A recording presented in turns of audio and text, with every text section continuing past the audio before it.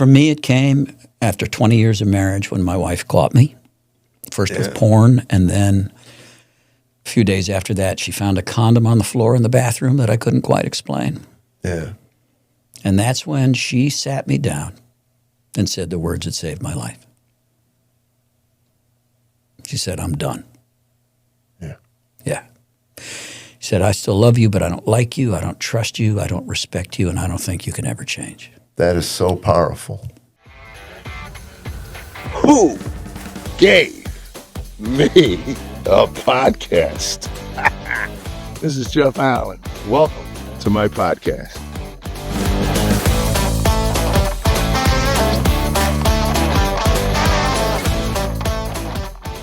Hey, everybody, this is Jeff Allen. Welcome to Who Gave Jeff Allen a Podcast? That is the quintessential question in my life. Who gave this to me? And we're going to find you. There's 6 billion of you out there, and we're looking at you one at a time, but we're going to dig you up and hold you accountable for this mess.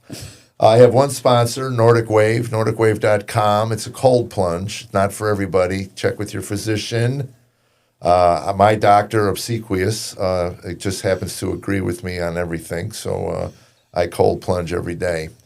And his nurse Pander is my favorite nurse. Cold plunge, nordicwave.com. Look it up. It was a life changer for me as far as energy and inflammation goes. And you can go to nordicwave.com, put in Jeff 150, save $150. And if you buy one of those, I make a couple bucks and help pay for this thing that is draining me. So it's a good way to start a podcast. Pandering for money. So anyway, subscribe, share. I figured I'd do this up front. I do it always at the end, and I realize a lot of you don't even make it to the end. So enjoy this. I have a good friend of mine here today. One of my brothers that I love dearly. I've known Nate for got to be 15 years. The first time I sobbed in your arms at the Frothy Monkey. Nate Larkin is an author, a speaker, and founder of the Samson Society, which is an international fellowship. I do know that for a fact. Helping men pursue honesty, accountability, and freedom from sexual brokenness through safe and trusted community. And I can vouch for that. His work centers on breaking secrecy and isolation so the real healing can begin. And you're the author of the book, Samson and the Pirate Monks. I've read the book twice, and I can tell you it is a good read for you. And it tells the deeper story behind your journey and the creation of the Samson Society, and continues to serve as a guide for men and families seeking hope and restoration. I love that. Welcome, Nate Larkin. Well, thank you for having me, Jeff. Yeah, and I want to apologize. I don't know, the 4 or 5 of you who saw the podcast when we did it in my living room. There might be 8 of you out there, I'm not sure. But the quality was so bad. You're the first one we've brought back because I've realized that at some point I have to eat crow and call my friends up and tell them I wasted a half a day of your life by having you in my living room. Never a waste to have an honest conversation. Yeah, well, honest is a relative thing in this world. For anybody who's listening right now, because this is early in the podcast, and they want to check out your story, obviously they can get it from the. And I will tell them, if you want a shortened version of it, to go to I Am Second, which I just recently watched again. So you want to kind of give us the thumbnail? You want to go deep? Sure. I'll I know you're an open book. So, and this, by the way, is I should probably say it's adult material. So if you got a 6-year-old that's in the room, you might have to answer questions that you don't want to answer right now. Yeah, childish behavior that created adult material. Yeah, I like that. I like that. Yeah. Yeah. So anyway, you preacher's kid? Preacher's kid, yeah. Grew up in church. My dad was a Pentecostal preacher. Yeah. And church was the one thing I was good at as a kid.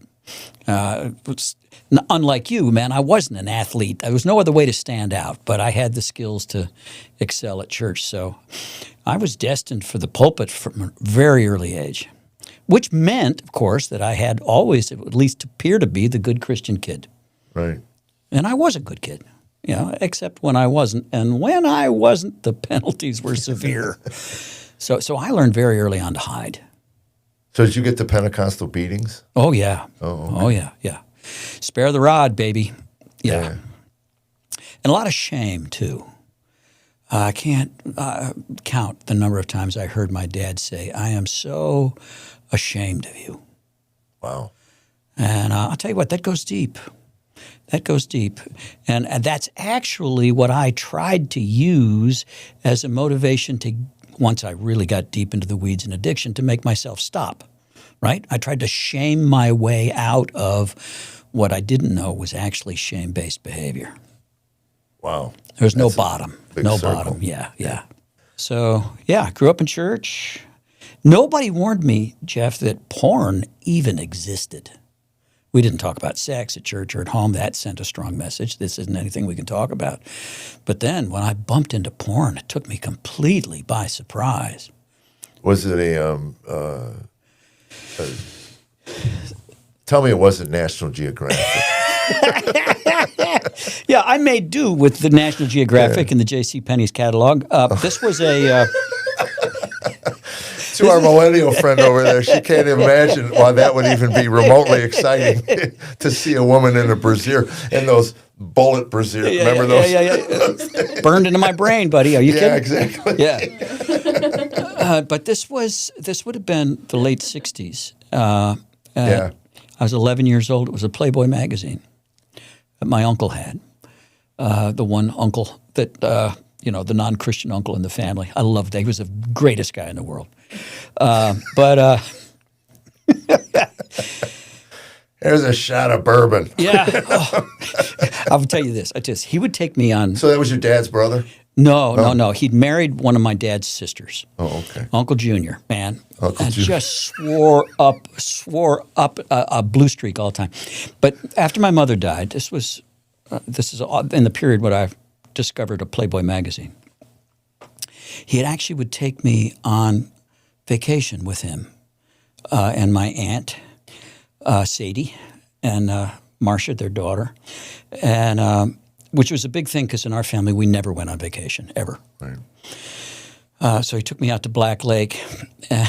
Once a day, he'd get me in the boat and fire up the Evinrude and bounce across the lake to the package store, where I'd leave me in the boat. He would go in and come out with 2 paper sacks. He would give me a quart bottle of ginger ale in a paper sack, and he had one too. So you learned to drink like a wino at a young age? I had no idea what he was drinking, Right. but loved Uncle Junior. But I had no category for porn when I saw it. But I did have the capacity to feel tremendously guilty that I had seen it and ashamed that I had liked it. And so that started that adolescent battle a lot of kids go through, especially Christian kids, these binge and purge cycles and, getting saved every summer. Lots of secret confessions. How many times were you baptized? Yeah, well, I was not baptized. I was baptized in the Holy Ghost many times. So, Yeah, I've done 3. I'm thinking that would. Okay, yeah. This time it'll hold me down for an extra 12 seconds. But I was also in a strain of Western American evangelicalism that really believed in Christian perfection. So it was in the holiness stream of the Christian faith. So the idea is that, with that first experience of salvation, you're forgiven. With the second experience, the baptism of the Holy Spirit, you are given the ability and the obligation to live a sinless life. You now have power over sin. Yeah, no pressure there. Well, and you had friends. Now, were they in that same vein, so you guys couldn't talk about anything? Oh, no, you couldn't talk about anything, especially since I was destined for the ministry. right? So any hint that I was going in that direction would have, torpedoed my chances for a career. And I, there was real sincerity there. I really wanted to be the man of God I wanted to be. Right. So there's a lot of self-hatred and this growing sense of despair and self-disgust when I just keep falling. It doesn't help when your father beats you and says he's ashamed of you. Right, exactly, yeah. And there was a lot of loss that we didn't talk about. We were kind of in the happy-clappy crowd of where grief was not allowed. Real Christians don't get sad. So the Sunday after my mother dies. I mean, to laugh at your pain, but coming from where yeah. The Sunday after my mother died, well, I'm in Sunday school singing, I got the joy, joy, joy, joy down in my heart. I never saw my dad cry.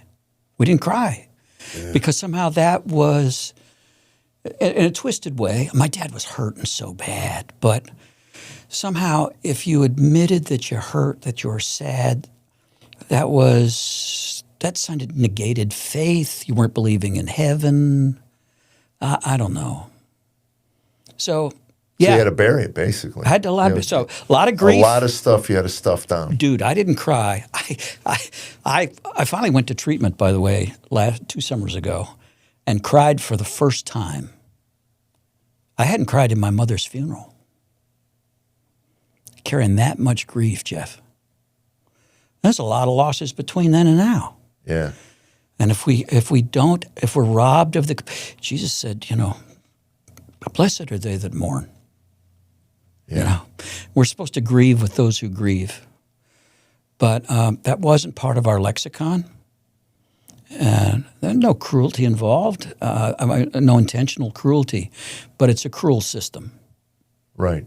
Yeah. Well, it's an impossible system. Yeah, yeah. Which is what makes it cruel. Yeah, yeah. Yeah.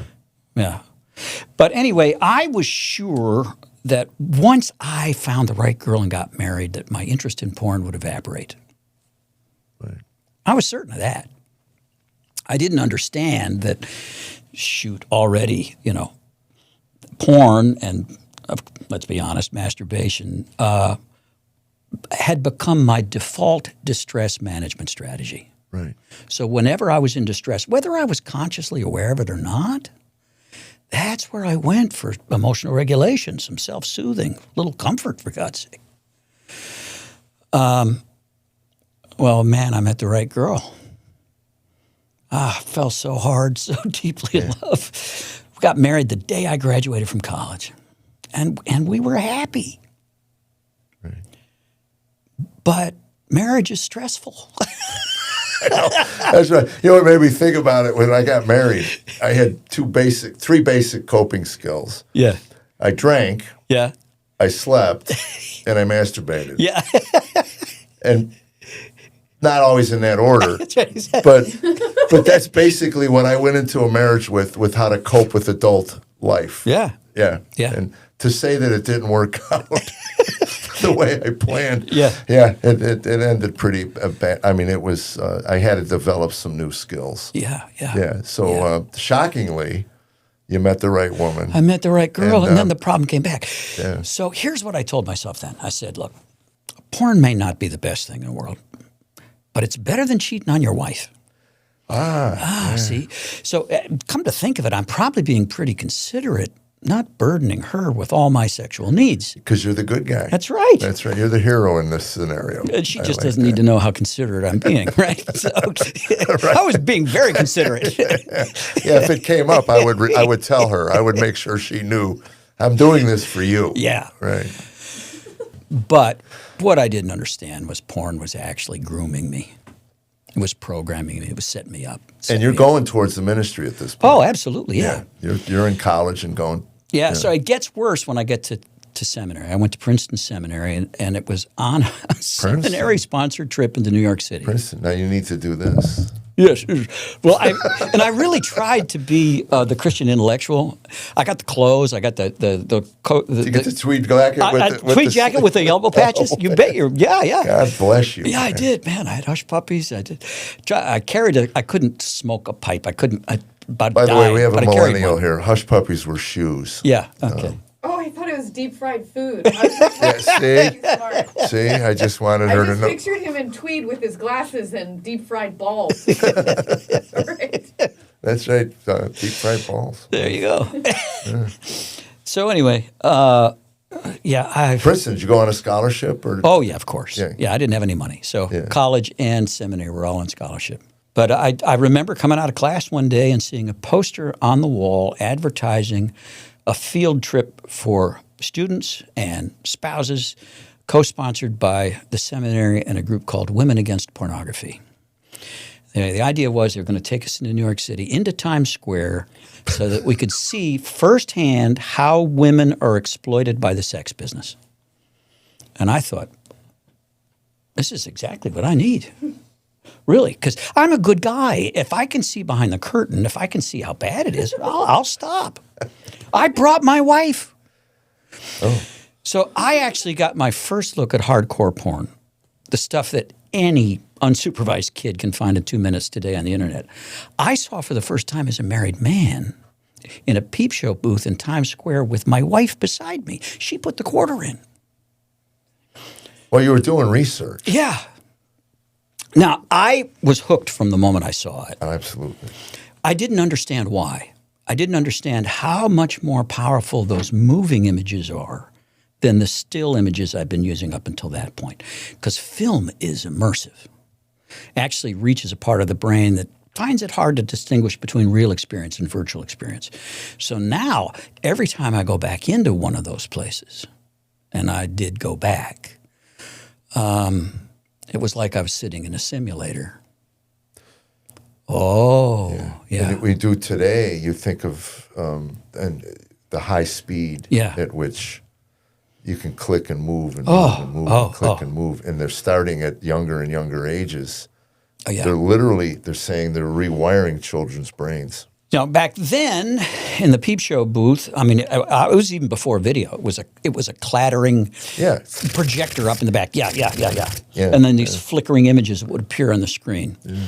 Yeah. Now that it's possible to flip from scene to scene to scene to scene to scene to where actually the people who are using that internet porn these days are conditioning themselves to novelty. It isn't just the sexual stimulation; it's the fact that that I can reach that state of arousal with a dozen or 300. If I want to binge, God knows how many partners, right? Right. So I'm conditioned to novelty. So now I need novelty for arousal. That's pretty terrible news if I want to be in a monogamous relationship. Doesn't matter if I marry the most beautiful woman in the world. Right. She's just one woman.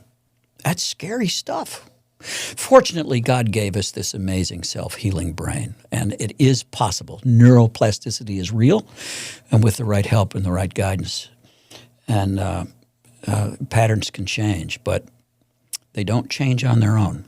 No, not at all. So someone listening right now that says, that's my story. Yeah. I mean, where do they start? This process. Yeah. First, is it at least it's an acknowledgement, right? Exactly, and a willingness to at least change. Sadly, for most of us, it takes a crisis because, as you know, this is true of any addiction. It keeps going, empowered by denial. We keep minimizing its effect. We keep promising ourselves we can fix it. That may be your story. It's not mine. I've never denied anything. Yeah. So the Samson Society, we have online meetings. You mentioned this earlier, and we do at least one newcomer meeting every day. Yeah, you were, as a matter of fact, I had one this morning. You had one this morning. And my favorite part of the week is doing newcomers. Yeah. But nobody shows up at a newcomer meeting out of idle curiosity. Right. Yeah, I used to say that about the 12-step program. Nobody walks in and going, I just left the bar. I'm having a great time. And I heard some laughter going on in here. I thought I'd stop in. No. Pain is a wonderful motivator. For me, it came after 20 years of marriage when my wife caught me, first with porn, and then a few days after that, she found a condom on the floor in the bathroom that I couldn't quite explain. Yeah. And that's when she sat me down and said the words that saved my life. She said, I'm done. Yeah. Yeah. He said, I still love you, but I don't like you. I don't trust you. I don't respect you. And I don't think you can ever change. That is so powerful.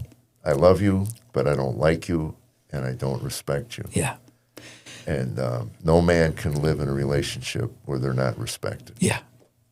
And you've earned it, by the way. Yeah. And you know that. Yeah. So, That gave me the gift of desperation, man. yeah. The motivation that I needed to finally go for help. Now, I found help for the first time. Back then, too, you're in the 90s now, right? Yeah. Yeah. So there wasn't a lot of. Oh, no. We had just moved from Florida where there was, I'm telling you, nothing in the way of help. Yeah. We'd moved to Tennessee to be close to our first grandchild. After she called me, I knew I had to go for help. I went back to the internet. I went to the Alta Vista search engine. This is pre-Google days, okay? I typed in sex addiction Nashville and hit return and discovered to my astonishment that I had apparently moved to the center of the universe for sex addiction recovery. Yeah. Yeah. Oddly enough, the Bible Belt. Oh, man. And there was a number. I called it, left a message. Somebody called me back to tell me where there was a meeting that night in Nashville. And the contrast, because you know in the 90s, yeah. was it Nolensville Pike? Yeah. Oh, yeah, absolutely. Yeah. Or Donaldson. Yeah. One of them, where there was like massage parlor after massage parlor. Oh, after 8th Avenue. Or 8th Avenue. Yeah. 8th Avenue. Holy smokes, what a gauntlet. And yeah. It was the massage parlors that really didn't even pretend to be massage parlors. Yeah. Yeah. No, it was quite a town then. But yeah, so that first meeting started at 7. I remember I got there at 6:45, sat in my car. Other people drove up and went inside. I couldn't find the courage to get out of my car. Really? I didn't go in, no. Yeah. I drove away. Came up with spent an hour driving around, coming up with what I'd tell Allie.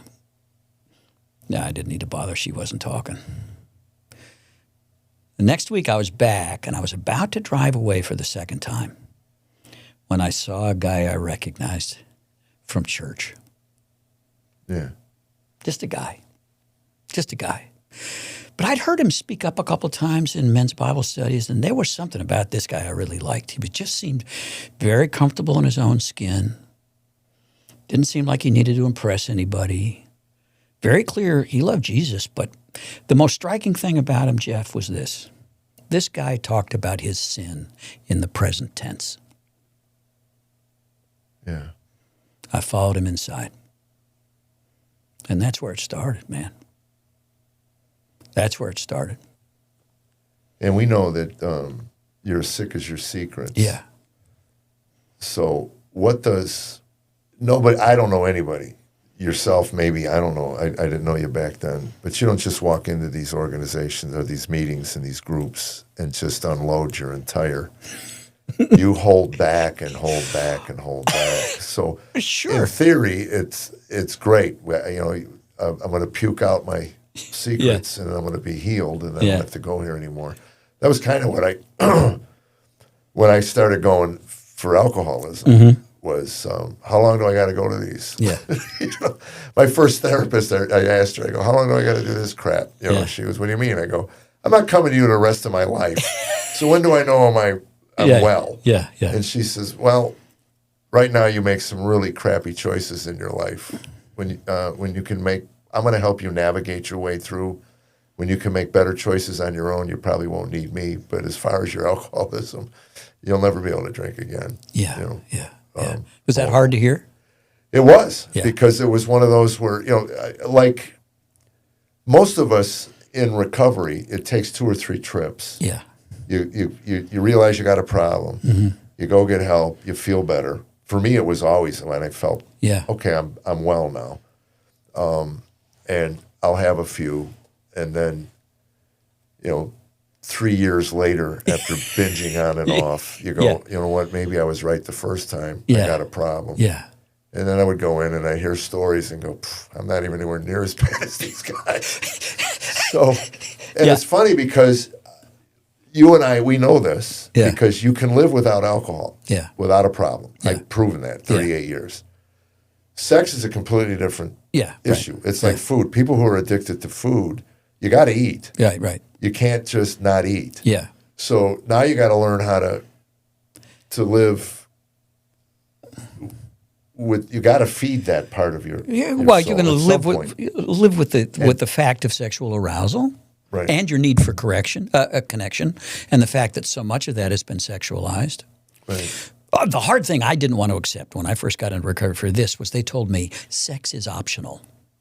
I thought they were crazy. Yeah. Crazy. You kidding? I will die if I don't have sex. Right. It isn't possible to live a full and happy life without sex. Then I meet these guys who, you know, they had these long stretches of complete celibacy.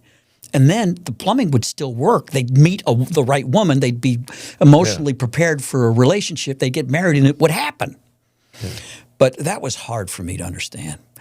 It was hard for me also, as you alluded to get honest. I think we can only persist in addiction by, first of all, lying to ourselves, right? Right. Right? I'm the best liar when I've lied to myself Yeah, first. I used to tell Tammy, nobody lies to me more than me. Yeah. I mean, I wouldn't have a friend in my life that lied to me as much as I lie to me. That's right, exactly. So, and then you get in these rooms, and these guys are saying stuff. They're being honest in ways I've never heard honesty like this ever in my life, and certainly not in church. And it's scary, but it's also kind of exhilarating because the ceiling doesn't collapse. Well, that's the point. You kind of look around and you think, Yeah. you know. And then they're saying stuff I did, right?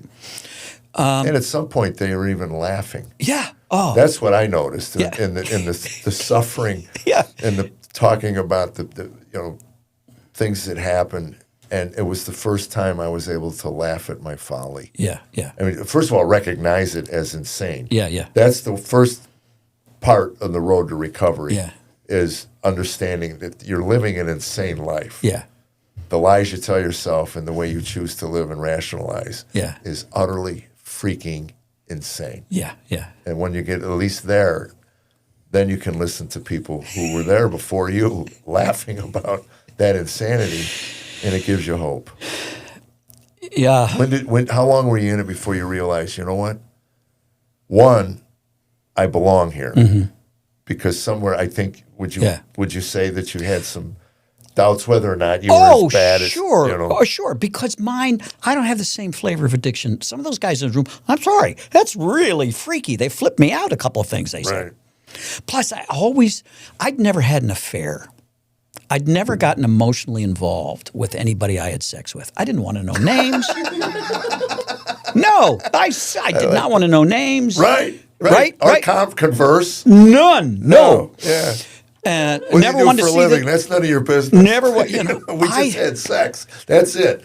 I don't want to tell you anything else. Right. The viewers should probably know that mine really, really took off and got insane after I quit the ministry. I couldn't live with myself in the ministry. I quit the ministry, went into business. And you never got caught No. in the ministry. No. Okay. And didn't get caught when I was in business. I was very careful. I'm a sneaky guy. Yeah. I spent What's that? a couple $100,000. Princeton education. I spent a couple $100,000 on porn and hookers. And that's when $200,000 was $200,000. Yeah. Not like today. That's right. Yeah, it was a lot of money back then. In today's dollars, that's $790,000. But I actually thought I was superior to the guys who had affairs because I was never emotionally unfaithful to my wife. I love my wife. Isn't that great how we can get arrogant about... Yeah. Meanwhile, those guys are going, hey, at least I never paid for it, Right. To me, that's what made it clean. There is this hierarchy of because I remember reading on the alcohol, there were 20 things to tell you if you're an alcoholic. Yeah. And I had 19 of them, but there was one I didn't have. Right. So, if you're your sex thing, well, I never paid for it. So when I got into recovery, first of all, I did not want to join the group. I was going to do recovery by independent study. And this is before Zooms and things. Oh, yeah. Way before that. So my plan was you had to show up in sit person. in a room, sit in the back room, listen closely, get the book, study the curriculum, and then master the material, and then pass the exam and get the diploma and go on. Makes sense. Yeah. So so I just kept failing. When I finally How many times did you slip and fall, stumble, and whatever over a period of how many? Like the first year. the first year, I mean, I couldn't get a 1 week chip. Yeah. I mean, And you were honest about that. yeah. No, eventually I just it was too humiliating to go for the newcomer chip anymore. I just let it ride. And that's why one of the reasons we don't have a chip system in Samson. For us, it's turned out to be, I think it can be for many of us, counterproductive. But when I finally surrendered to the fact that I needed to have a sponsor, I got the sponsor and started doing the steps. I remember meeting him at a park to read my first step. And I was scared. I'd written all these pages, Was it fourth step or fifth or first? First step, just a first step. It's all it was. It's just kind of your story. My story, yeah. Right. We haven't yet gotten to the fearless moral inventory. That was a but just telling my story. So, but he said, write out, the insanity. Write the story. How crazy is it, right? I remember we're sitting on a bench in a park, and he goes, "Okay, before we get started, what's the one thing you didn't write down?" Oh, that's great. It's like he looked right into your soul. And I went, what do you mean? He goes, the thing you didn't write down. Yeah. He goes, no, what's the thing?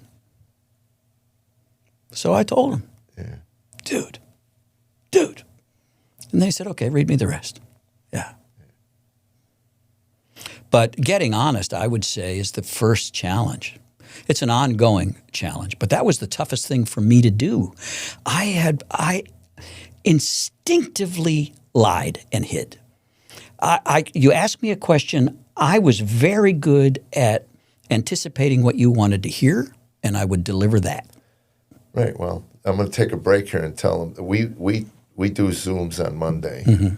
We have a group of guys that we do this with, and you weren't on the call when I just confessed I've been lying for a year. Yeah. And you laughed at me, and I said thank you for not laughing at me in real time when I would say things, and you knew I was lying, because it's just the nature of it. It's important that you find a group of guys like this. Yeah. Because eventually you'll get the healing you need. Yeah. And there's no condemnation in Samson, and certainly in our group there is none at all. No. So anyway, I just wanted to get that out. So the healing Lying comes is part of the process of getting to the healing. Yeah. The Bible prescription for this thing, is we walk in the light as He's in the light, and in that process we have real fellowship with one another, not what passes for fellowship or friendship. This isn't the semi-annual pancake breakfast. This is deep stuff, right? And how many men's groups have you been part of over the years that when this topic would come up, within 2 weeks they disbanded? Mm-hmm. Yeah. I can remember when I first came to Nashville, and I was in an anger seminar. Mm-hmm. And if there's anything I know, it's anger and rage. And so I shared my insanity with my anger. And I was sitting alone. And a pastor walked over and goes, "You're part of a 12-step program?" I go, "Yeah." He goes, "Yeah, this is church. We don't get that honest." Because I was really shocked. I mean, I thought, people would, be friendly and sit and... Yeah, other people, but not everybody's there really at a point to own their own stuff. Well, they don't see their own stuff. That's the point. It's like when you said early in those meetings, you would get there and go, well, I didn't, I didn't have an affair. I mean, because you're doing a checklist in your head. Yeah. Because you've had these rationales, right, which are part of your entire worldview now. Yeah. And then they're shattering these rationales one after another. Yeah. And then eventually you got to get to the point where I just got to tell the truth. It's interesting, I don't always just speak to groups of recovering porn and sex addicts. Sometimes I just talk to general audiences or do men's retreats. It's not uncommon for a guy to come up to me after I'm done speaking and he'll go, "Hey, I appreciate your story. Thanks for your story. I'm grateful I don't have your thing. Never fought with that." He'll go, "Well, I have my struggle." Yeah. And I want to go, "Really?" Yeah. Yeah, okay, all right. Could we possibly get more specific? Right. Now that you admitted that there is something in your life that's bigger than you are, if you're admitted that there's actually a battle going on, can you tell me where the front line is today? How long has it been since that line moved? And where the battle is the hottest, are you alone? Because if you're alone, I don't have to ask how you're doing. I know you're losing. Right. But it's a hard thing unless you are in an atmosphere that is so drenched in grace, that's so honest, that you're surrounded by humility rather than by people posing. And you can calm your brain down enough to say it actually is safe to say the truth. Until we get there, we're locked in these secret battles. Yeah, what do we say? We have healthy relationships with men, so we don't have unhealthy relationships with women. Mm-hmm. Yeah. And it's important.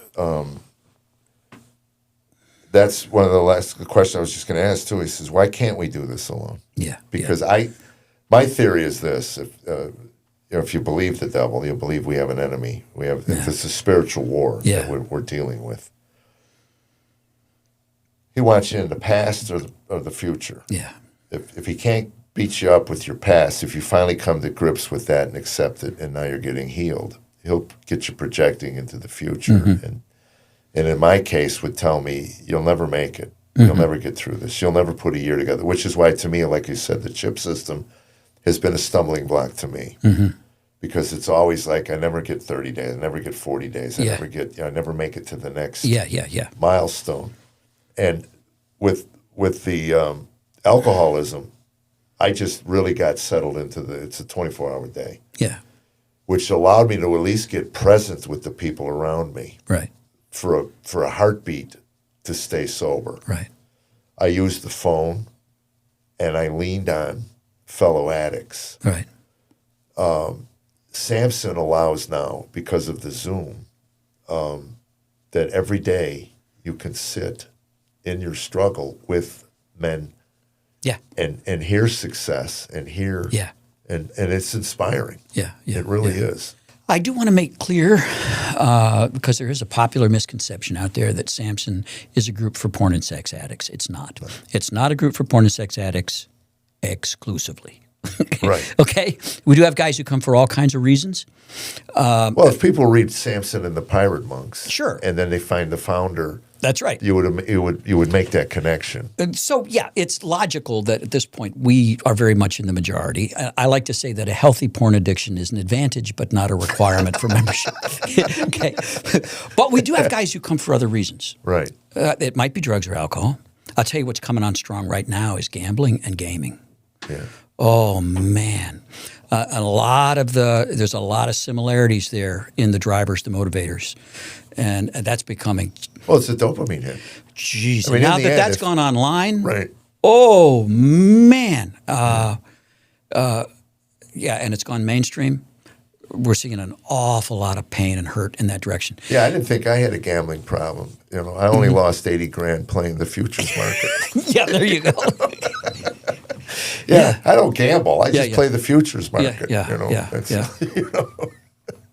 was a great conversation with Tammy, by the way. Oh, I'll bet. Yeah, she was thrilled with that. I lost about half our retirement. What we worked years to save, I lost half of it in 4 days. Wow. Yeah. And all my beautiful wife said to me, "You're done, right?" Wow. And I was. I found other ways to get dopamine. Okay. Which is equally unhealthy. So. But I like getting dopamine this way. Yeah. I'll tell you what, honest conversations like this, this is what we're made for. We really are relational beings. Yeah. I am convinced that it's absolutely true. The opposite of addiction is connection.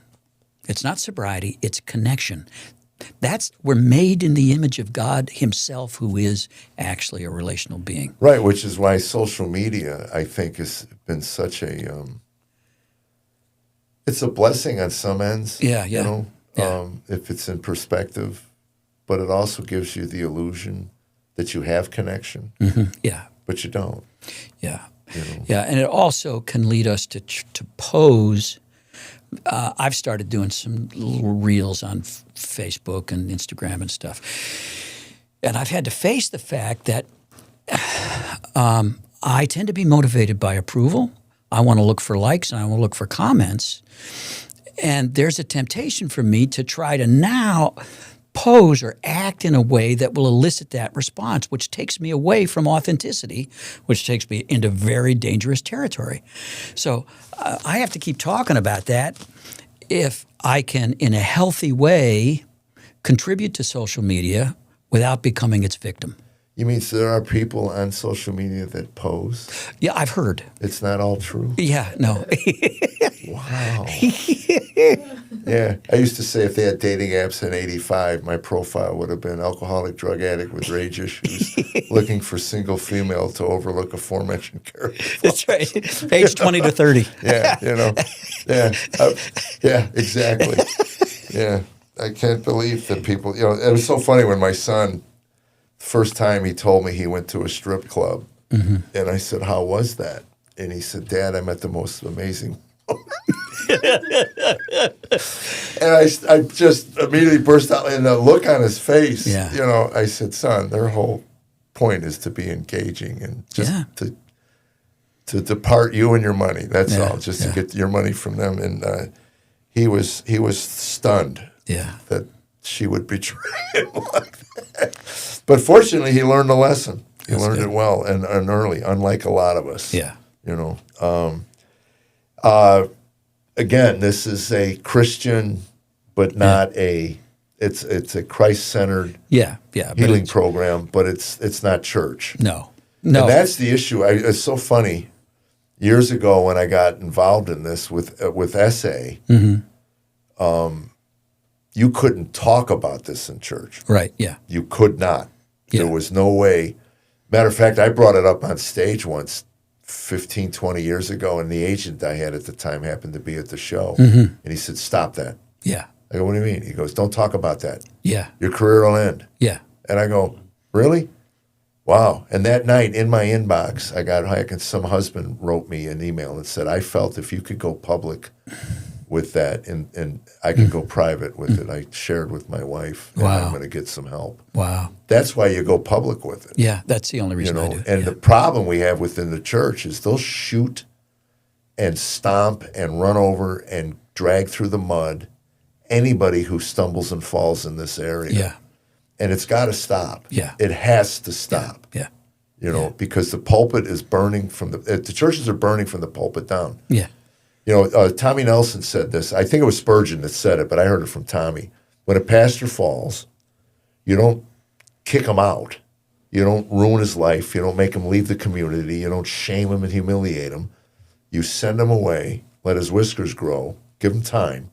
And when God heals him, you bring him back to the pulpit, and he praises God for the healing of all of this. Yeah. And then he can mentor and the church. He can actually be a pastor to the church. I know I'm talking a lot, but it was funny. Our pastor sent out an email to all the men, and I got it. I don't look at my emails like every 3 days. I might glance at them, which if Lenny's watching, it explains a lot to Lenny. But I saw the email after Tuesday, and it was out to all the men. If you're struggling with porn, let me know. We're going to discuss this on Sunday, and we're going to start a group here. They're doing Pure Desire. Awesome. Which is what we're doing on Mondays. Yeah. So anyway, Tammy was at the service on Sunday, and Shane walked up to pastor, and he goes, I sent out an email to all the men, if you're having a problem with porn, Not one email. Not one. So every man in this room right now, not one of you are having a problem with pornography. Right. We're going to do this again. I'm going to send it out again. And that's where the group started. Like 6 of us, sent back and said, yeah, we would like to get this group going. But that was so funny. Yeah. Not one. Yeah. It's you know that. I've noticed this strange thing. I speak some in colleges. I've gone to state colleges, state That's got to universities. be a hurt for coming from Princeton. To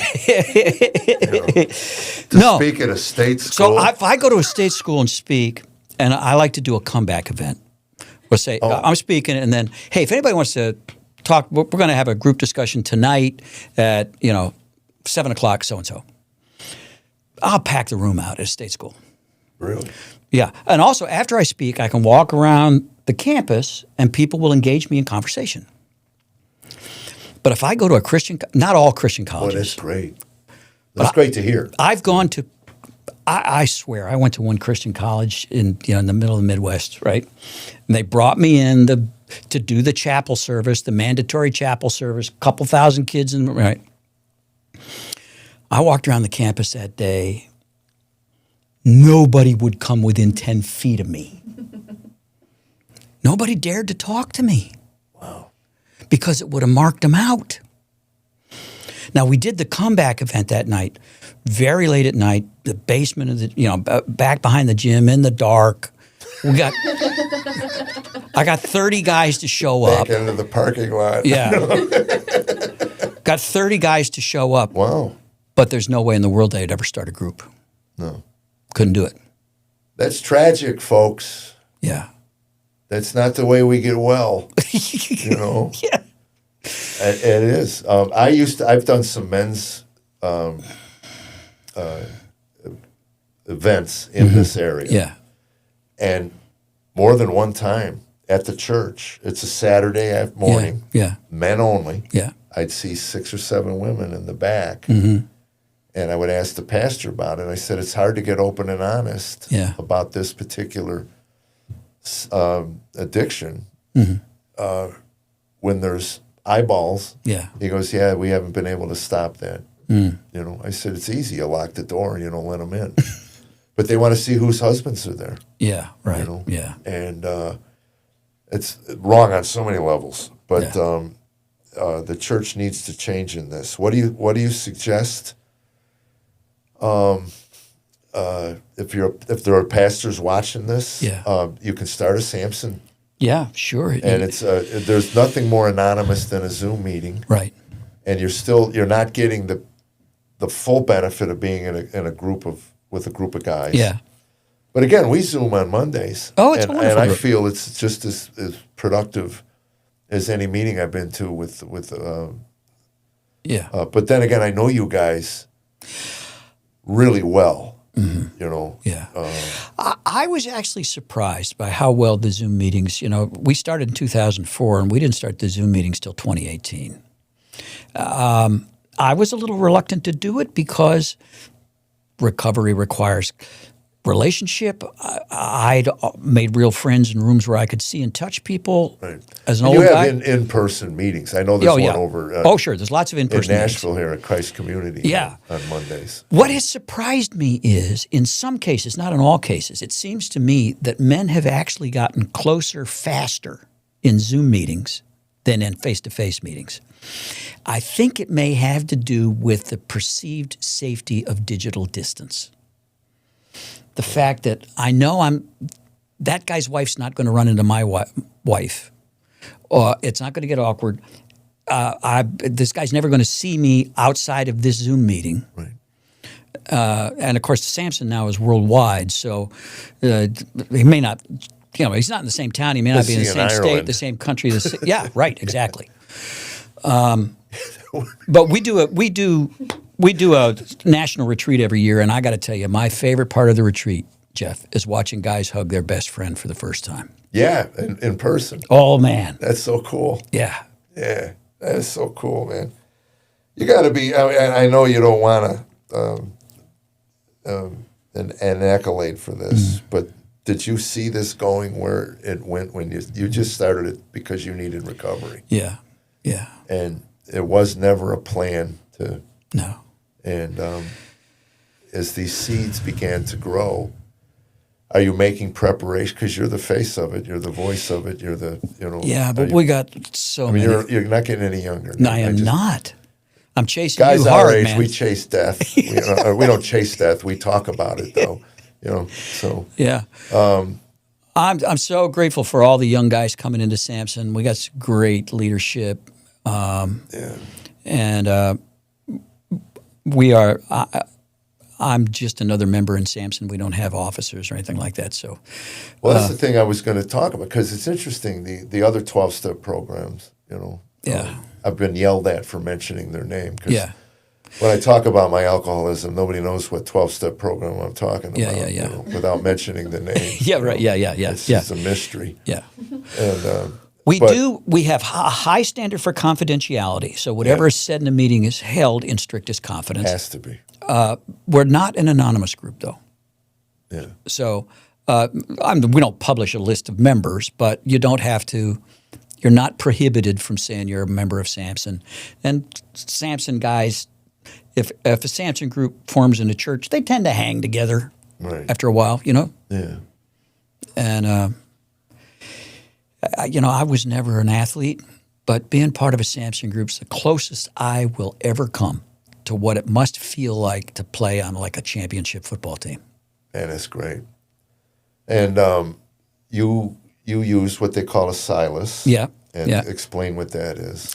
So the Silas is the guy you are in regular contact with. And that came from Paul. Yeah. Paul knew better than to ever go off on one of his expeditions alone. So when he lost his first guy, Barnabas, he went to church and said, I need another guy. And they gave him Silas, also known as Silvanus, and that guy was with him for the rest of his life. So Silas he's just a guy that you are in regular contact with, ideally daily contact in some form.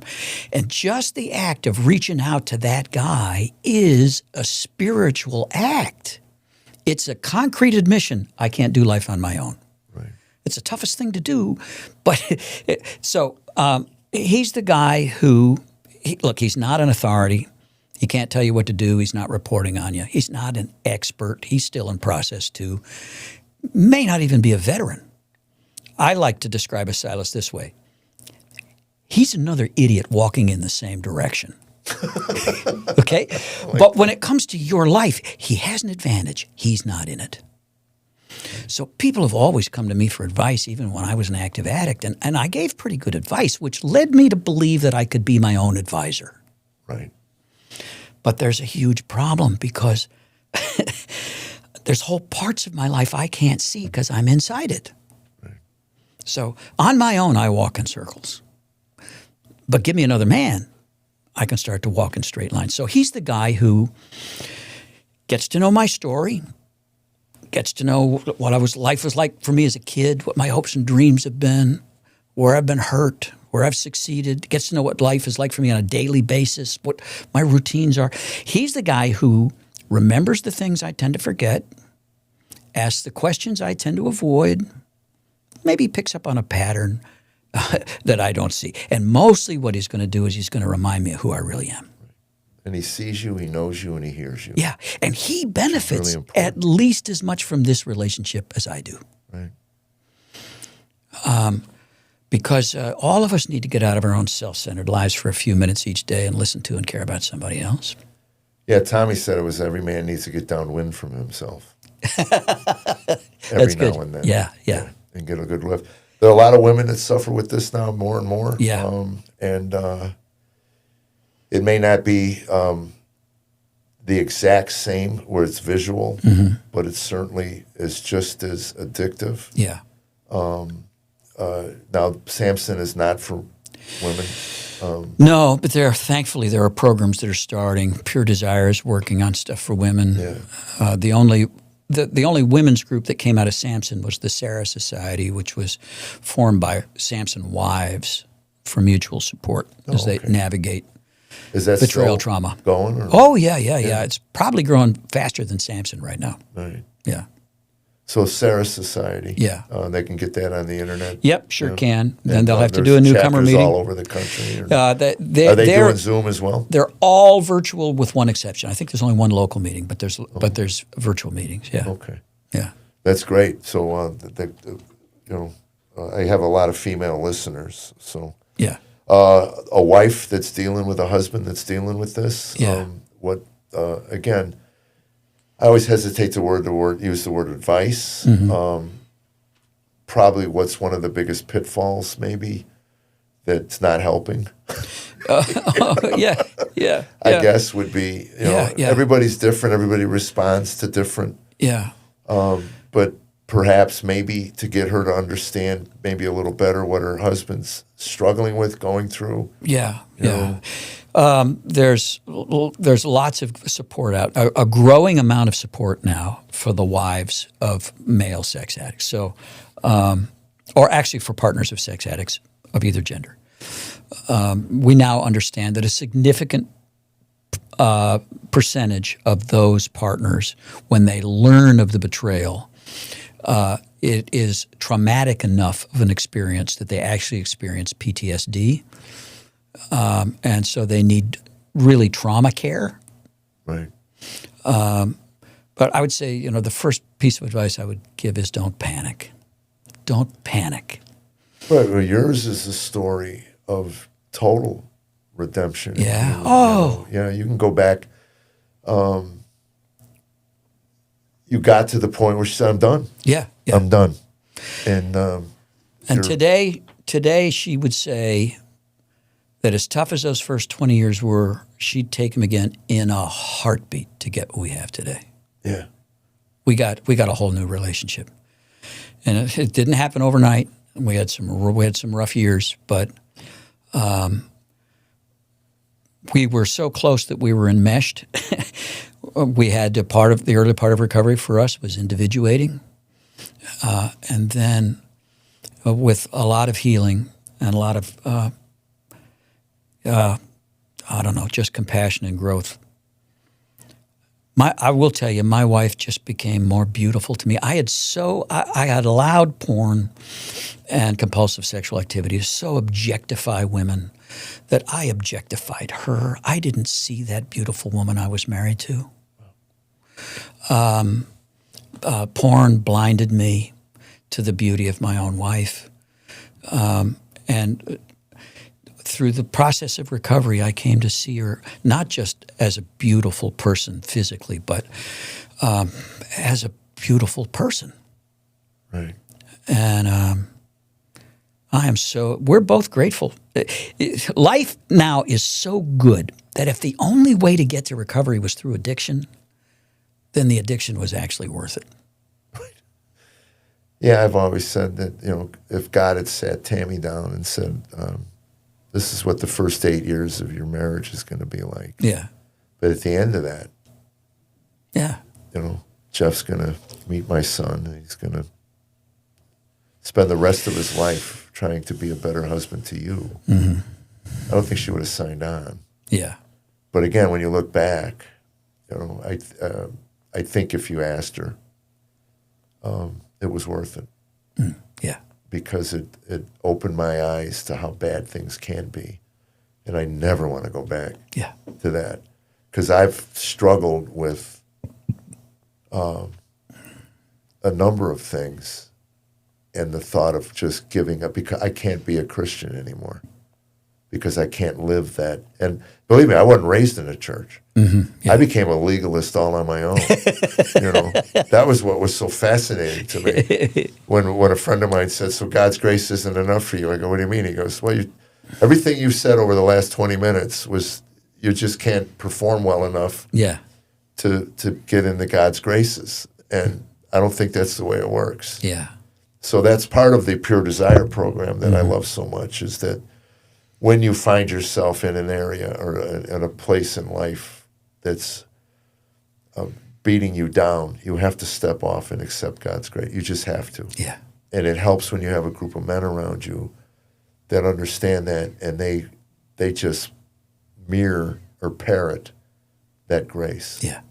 We love you. Yeah. And more than once I've sat there and said, why? Yeah. I don't know. But Nate, I'm telling you, man, your friendship is so valuable to me.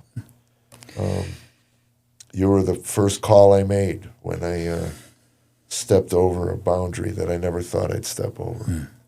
And I remember you told me you're going to do something good for yourself today. And I said, I want a milkshake. And you said, go get a milkshake. Yeah. It was the best milkshake I've ever had. On top of at the lowest point of my life. We got to counter that punitive voice in the brain that says you have now forfeited all right to happiness. Wow. That should be on everybody's desk. Yeah. Yeah. Nate Larkin. Samson Society. And to the church, anybody from the church, or we got to deal with this. We have to. Yeah. What the church can do over the next century, if we get our young men healed from this, and even our older men, and get our marriages strengthened, And our young women. Oh man. Yeah, maybe it could look like what God intended it to look like. Yeah. I don't know. Anyway, thank you for coming in. NordicWave.com, Jeff150. If you want a cold plunge. I'm really thinking that this isn't a popular thing. I don't know why I thought cold plunging would be, everybody would just jump on. I was reading the comments. I thought when I posted my video, man, that's great, Jeff. Gosh, man, I've been thinking about doing this. Man, no, you're an idiot. You're going to die. It's like, My son and daughter-in-law do it. They bought the tub. They love it. I know. Well, that's what I'm trying to tell people. Yeah. It's a game changer. And for those of us who suffered from overactive glands in the morning, the cold plunge is wonderful to cool the jets. So you might want to buy one just for that purpose. Just for that purpose. Yeah, So, okay. Nate, thank you so much. Samson Society. Don't share this if you think somebody that you know might benefit from it. Right. And we have healthy relationships with men, so we don't have unhealthy relationships with women. There it Remember goes. that. God bless you, man. Thanks, Nate. Yep. I appreciate it. And next week, we'll see you.